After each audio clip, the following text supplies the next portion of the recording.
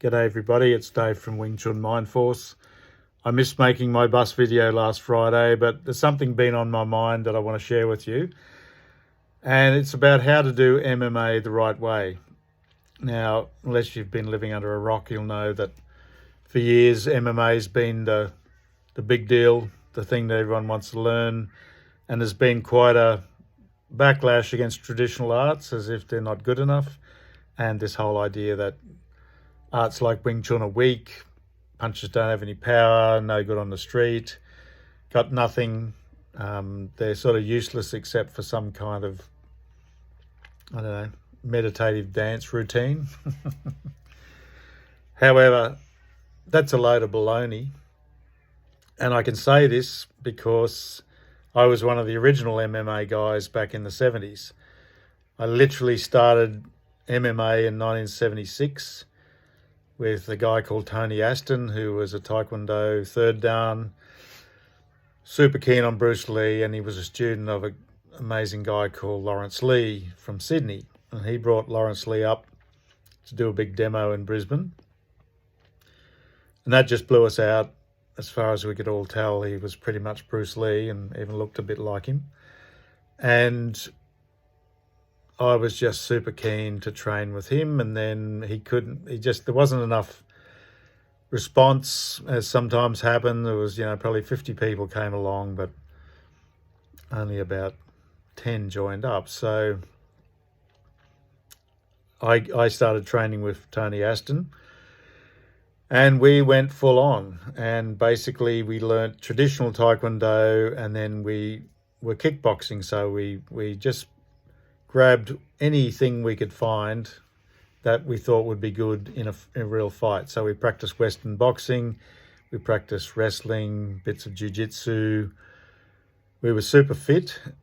And back in those days, we didn't have video. So me and my teacher, Tony, sometimes one or two of the other guys would actually go along to Bruce's movies, and we'd sit there furiously paying attention to what he did in those split-second moves, trying to work out what he was doing, and then in our next training we'd go and give it a go. So there was lots of mixed martial arts happening then. That was really the era when it started. It became known as kickboxing in the 80s, and now it's become MMA again. We used to call it non-classical kung fu, which was sort of trendy, and same as Chinese boxing was trendy. But the thing is, I knew that I had to learn a real traditional art because I was a big Bruce Lee fan, and I just anything with Bruce Lee in it, I always bought it, any magazine, book, whatever. And I remember Bruce stating quite clearly in one of these books that what you need is a really good foundation of a traditional art to base your mixed martial arts on. You couldn't just cobble together any old thing that you see and think that was going to work for you necessarily. And Bruce was adamant about that. And he loved his Wing Chun, and you can see from all the early stuff, he kept practicing Chi Sao. He had the 1-inch punch going on, and there's a lot of Wing Chun in his thing. And for people who don't know higher levels of Wing Chun, they might miss a lot of it. But for instance, Enter the Dragon, the fight scene in Dr. Han's laboratory underneath where Bruce has 2 sticks, it's very much, everyone always attributes that to Dan Inosanto's Eskrima, which it obviously is very influenced that, but Bruce probably hadn't learnt the Wing Chun knives, but he would have seen them, probably would have seen people practicing them. So there's that same sort of feeling. And he uses a pole in there, which I think sort of nods to higher level Wing Chun forms and practices. Anyway, my point is that you can't have MMA without martial arts. You can't mix a martial art unless you've got an actual art to mix. Just watching dudes hitting, like anyone can hit, schoolyard fights are all about kids punching each other and they hurt each other, and sometimes worse. It's not that hard to kick or punch, it's sort of natural. Humans are violent by nature. We just come up with stuff. And I was watching some boxers sparring in this really cool show called Mr. In Between, which I'm a bit fascinated with at the moment, about this Aussie hitman. He's sort of a kind-hearted guy and a ruthless bastard at the same time, ex-soldier. But yeah, he's sort of, this young girl's boxing, she's good at jujitsu, and he's saying, yeah, that's good, but she's kicking her elbows out as she's punching. She's really telegraphing the punches. And I remember thinking, that's why Wing Chun impressed me from the start, was just really smart, basic stuff like non-telegraphing punches, keeping your elbows down so that you don't signal even fleetingly that here comes the punch. It's just like bam, you get hit before you see it coming.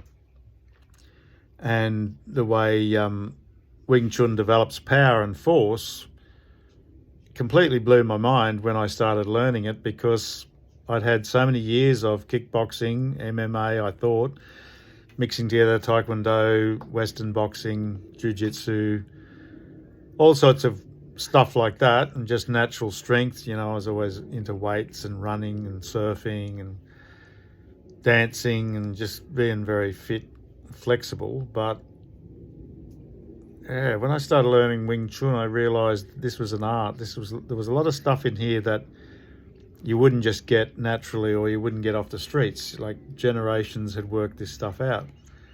The centre line theory, the way we move from the centre, and by putting your mind in the centre, everything that you do out there with the arms has the whole weight of the centre in it. Simple things like that. But as you go on in the art, a lot of people who criticise Wing Chun really only see the basic stuff. You know, there's not that many people who actually really know how to do Chum Q properly, or especially Bill G, and especially the weapons. There's a lot of people have a go and they sort of make it up, or they base it on some video they see and they come up with their own thing. But it's not the real thing. It looks like it, but it's not based on the deep principles which Chu Shong Tin, my Sigong, learnt from Master Yip Man. He was one of the few that really learnt it, the whole system from him. And this stuff wasn't secret because it was hidden. It was just secret because you sort of had to deserve to learn it. You had to humbly come and humbly learn and take your time, and he would judge when you're ready to learn things. And that's what happened to me. I was made to wait forever before I started Chum Q. And then it seemed like forever, a number of years, till I got into Bill G. And it was frustrating at times, but I'm glad that I didn't rush through it, because I had the chance to let the thing really mature. Anyway, what I want to say is that if you're going to take the mixed martial arts approach, make sure you learn at least one art really well, and then apply the principles in that to the other arts. Like, for me personally, Wing Chun sort of has everything I need, but I'd like to get into more jiu-jitsu for sort of groundwork type stuff, even though I'm not in love with the idea of being on the ground in a fight, because I've, you know, worked as a bouncer and a policeman, and, you know, being on the ground one-on-one, having a decent fight with somebody, fair enough, but mostly you're getting stomped and your head kicked on the ground by their mates, or just bystanders who feel like, oh, good one, you know, these two guys on the ground, I might as well pretend I'm part of it and give somebody a boot while they can't retaliate. You know, that's human nature. People are pretty cowardly and vicious. So I don't like going on the ground, but there's principles of effortless movement and force, and just effortlessly turning your joints, and, you know, the Sing idea, the Sung state, you know, being filled right up and being sort of one unified soft mass, greatly applies to anything like that. And that's something I need to get into this year, is find a jiu-jitsu guy and try some things out with them and show them what I can do and see what they think and see what I can gauge from it.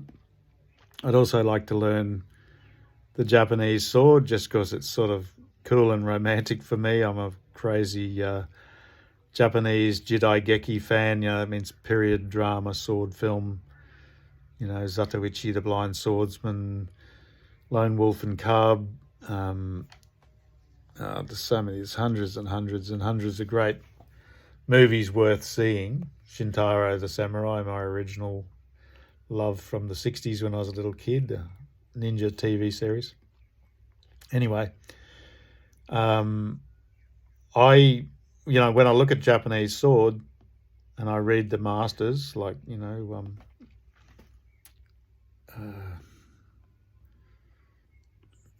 having a bit of a blank. There's a great a Zen master who trained Miyamoto Musashi.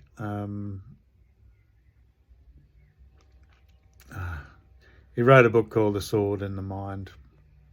I don't know why I can't bring his name up. I think it starts with T. Anyway, that sort of stuff is really interesting. Miyamoto Musashi's Go Rin no Sho, which is the Book of Five Rings.